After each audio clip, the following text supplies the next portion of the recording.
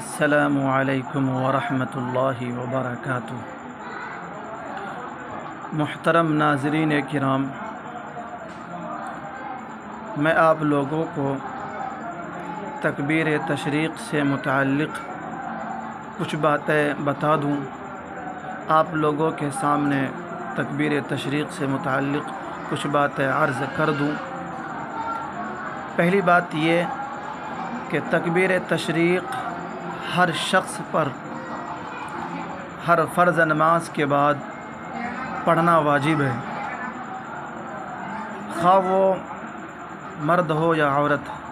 अलबत्ता मर्द हज़रात को बुलंद आवाज़ से पढ़ना वाजिब है और औरतें जो हैं वो आहिस्ता पढ़ेगी अपने घरों में, वो बुलंद आवाज़ से नहीं पढ़ेगी। और अगर कभी इमाम साहब तकबीर तशरीक़ भूल जाए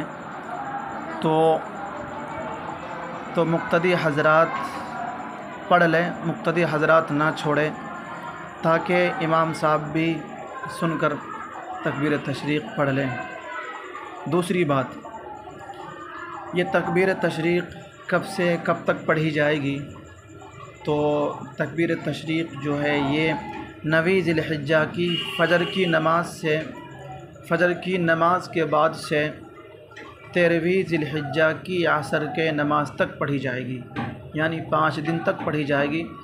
9वीं, 10वीं, 11वीं, 12वीं, 13वीं ज़िलहिज्जा तक। तीसरी बात, तकबीर तशरीक़ क्या है, ज़रा ये भी सुन लीजिए।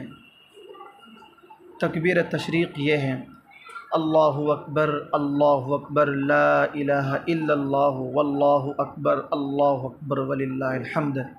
ये तकबीर तशरीक़ है। जिसे याद ना हो, जिन हज़रात को याद ना हो, वो सुनकर याद कर लें, बहुत फ़ायदा होगा।